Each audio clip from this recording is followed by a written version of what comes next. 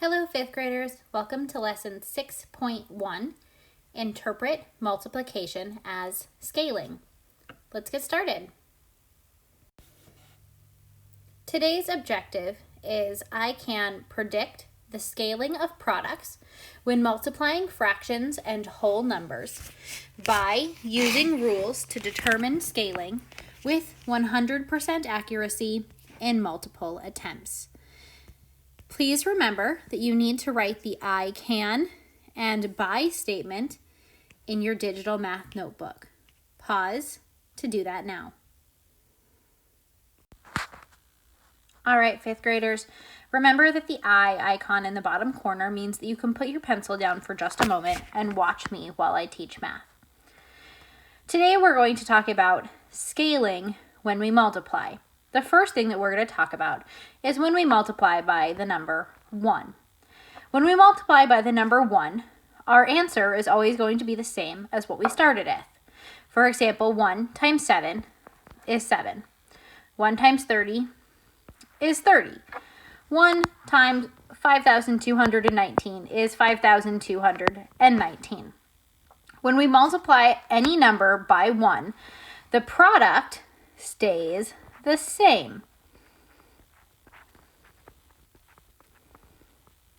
This is called the multiplicative identity property.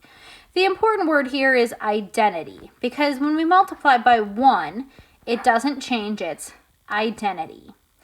When you multiply any number by a fraction that is also equal to 1, then the property applies. Some fractions that might be equal to 1, so not just the number 1, but we might have 5 over 5. That's equal to 1. We might have 12 over 12, because I have 12 pieces out of 12. I have the whole thing. That might be 3 out of 3. Anytime we have the same number on the top and the bottom, it equals the number 1. And so when we multiply, for example, 3 over 3 times 5, what we're really multiplying is 1 times 5, because I have 3 out of 3, which means I have 1 whole. So when the numerator and the denominator match, we have 1 whole. So 3 over 3 times 5 equals 5. Let's continue on the next page.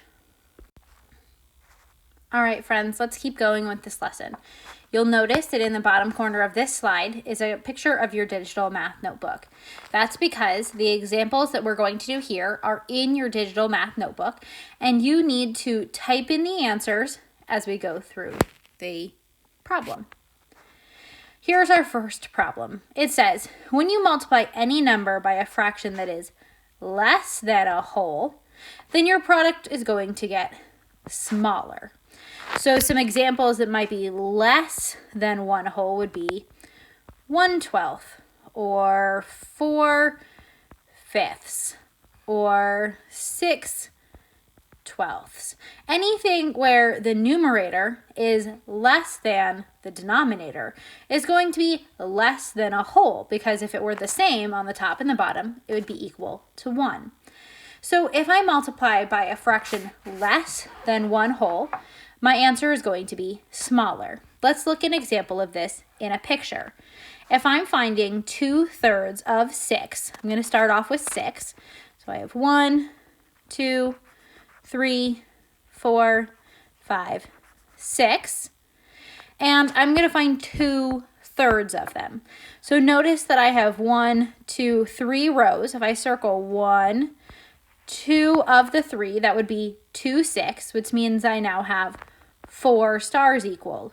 So instead of having 6, my answer got smaller. My answer is 4.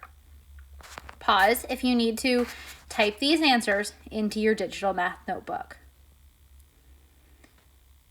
Our next example has us multiplying by a fraction more than 1. If we multiply by less than 1 and it gets smaller, we multiply by 1 and it stays the exact same. Then when we multiply by more than 1, our answer is going to get larger. So a fraction that would be more than 1 would be 6/5. Or an example would be 3/2 or 12/11, where my numerator is bigger than my denominator, so it is more than 1 whole. An example of this would be 5/2. Notice that 5 is bigger than 2 times 4. So if we think about, I'm going to draw some stars here. So I have 1, 2, 3, 4, 5, 6, 7. 1, 2, 3, 4, 5, 6, 7. And I'm going to think about my halves. So halves has a group of 2, so I'm going to circle 5 groups of 2. So 1, 2, 3, 4, 5 groups of 2 would be 1, 2, 3, 4, 5, 6, 7, 8, 9, 10 instead of the 4 that we started with. So our answer got larger. Let's continue doing some problems together on the next page. This part of our lesson is called the lesson activity. The lesson activity is where you're going to practice the skill in today's lesson. This is also in your digital math notebook, so make sure that you're copying along as we go through the problems. In this problem, it asks us to circle the multiplication problem that will be less than 3. And if you notice, all of them are being multiplied by 3.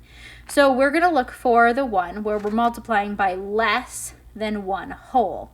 So if I look here, I see 1/2. 1/2 is less than 1 whole, so that might be a good place to start. Next door, I see 2/2. 2/2 equals 1, and if I multiply by 1, it's going to stay the same, so it's not that one. And 3/2, 3 is more than 2, so that one's going to get larger. So the one that I want to circle is 1/2 of 3. It's going to get smaller because I'm taking a half of it.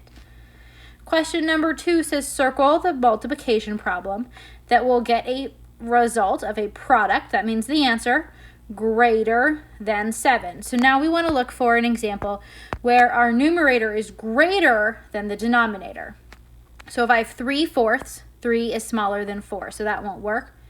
2/2 equals 1, so 1 times 7 is going to stay the same. That won't work, which means our answer is going to have to be 3/2. 3 is greater than 2, so that means my answer is more than 1 whole, so that means my number is going to get greater. All right, your job is to finish question number 3 on your own. Think about the fraction 4/4 when you multiply and answer, is it A, going to be less than, B, going to be equal, or C, going to be greater than? All right, 5th graders, you're almost finished. When you feel comfortable with this lesson, complete the exit slip to show your understanding. Great job!